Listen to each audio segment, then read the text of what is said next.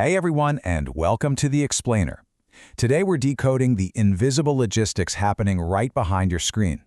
You know, every single time you click a link, stream a game, or send an email, there is a massive, lightning-fast operation happening in milliseconds to make it work.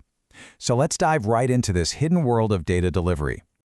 To kick things off, imagine this scenario. You've got an office worker, let's call her Charlotte, and she is seriously craving some cookies.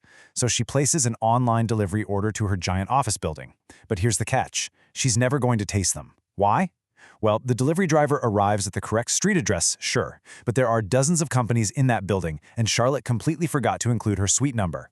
Without that one specific detail, the driver is literally just standing in the lobby with no idea which door to knock on. All right, moving into Section 1, the data delivery problem. IPs, ports, and sockets. This whole cookie delivery disaster, it perfectly mirrors exactly how data exchange works on a computer network. Think about it. On your computer right now, you probably have multiple applications running at the exact same time, right? A web browser, an email client, maybe a background file transfer. If data arrives at your computer with just an IP address, the network knows which machine to deliver it to. That's the billing address. But it has absolutely no idea which specific application should get the data. That is exactly where port numbers come in. They act just like Charlotte's missing suite number. When you combine an IP address with a specific port number, you get what we call a socket. The IP gets the data to the right server, and the port ensures it reaches the exact application that's waiting for it. And there are exactly 65,535 possible ports. Seriously, over 65,000. They break down into three main groups. You've got your well-known ports from 0 to 1023, which are reserved for really common system processes. Then, ports 1024 to 49,151 are registered for specific services. And the rest, all the way to the end, those are dynamic or private ports, which usually just spin up temporarily for a super quick connection. So on to Section 2. Two different delivery drivers, meet TCP and UDP.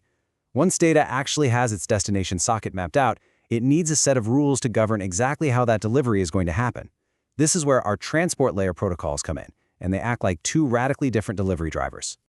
To understand our first driver, TCP, I absolutely love this classic joke from a Reddit thread. Okay, here it goes. A TCP packet walks into a bar and says, "I want a beer." The barman says, "You want a beer?" And the TCP packet says, "Yes, a beer." It's a little geeky, I know, but it brilliantly illustrates just how meticulously and repetitively TCP communicates. It leaves literally nothing to chance. Let's break down what that joke is actually getting at. TCP uses a super strict back-and-forth handshake. It looks kind of like this. PC1 says, "Hey, sending packet 1. PC2 replies, "Got packet 1, ready for packet 2. PC1 then sends packet 2. But if something goes wrong, say PC2 says, "Whoops, packet 2 is incomplete, please resend," PC1 will dutifully resend it until it is perfectly received. It's a constant loop of acknowledging receipt and fixing errors. So, the main takeaway here is that TCP, or Transmission Control Protocol, is reliable. It's an ordered stream protocol that absolutely guarantees delivery.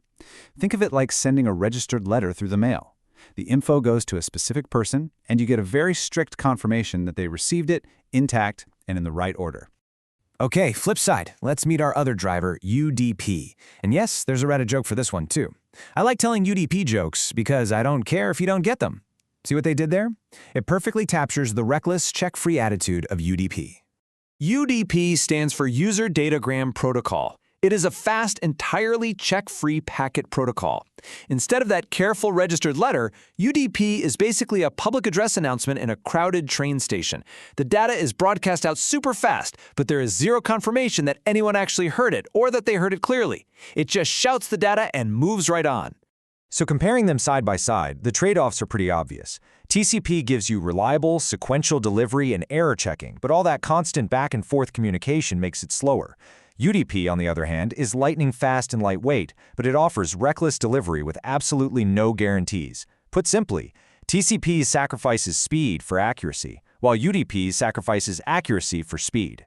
Which brings us to Section 3, real-world use cases. So which protocol actually wins? Well, neither. It completely depends on what you are trying to do. Let's step away from the theory and look at some practical applications. Say you're downloading a software program. You 100% need TCP for that. Missing even a tiny percentage of the data corrupts the entire file. It has to be flawless. But what if you're watching a live stream or playing a fast-paced online game? That is totally UDP territory. A missing packet might just cause a split-second pixel glitch on your screen, which is vastly better than pausing the entire live game to wait for missing data to catch up. And this brings everything right back to our ports. A lot of those well-known ports we mentioned earlier rely strictly on TCP's reliable delivery. You've got port 80 for standard HTTP and port 443 for secure HTTPS, because you definitely want your web pages to load completely, right? Then there's port 25 using TCP for email routing. You obviously want your emails delivered intact. And port 22 uses TCP for secure remote logins via SSH. On the other hand, you have well-known ports that prioritize pure speed with UDP. Port 53 is used for DNS, translating domain names into IP addresses. You want that lookup to happen in a blink. Ports 67 and 68 use UDP to instantly assign your computer an IP address the second you join a network, and port 123 keeps global computer clocks synchronized. For these tasks, instant efficiency completely outweighs the need for guaranteed, error-free delivery. To really ground this in reality, IT professionals and network admins use massive cheat sheets to keep track of all this. They have to map out this crazy universe of ports and figure out which protocols are handling which traffic. It's an entire invisible logistics system, constantly sorting packets and managing delivery via TCP or UDP just so the internet feels seamless to us on the front end. So I'm going to leave you with a thought to ponder. As you sit there right now, watching this very explainer, think about the data streaming straight into your device. Is it arriving via the meticulous, confirming handshake of TCP or the fast, continuous blast of UDP? Keep that in mind the next time you spot a slight pixel glitch on your screen. Thanks so much for hanging out with us, and keep exploring the invisible data streams all around you.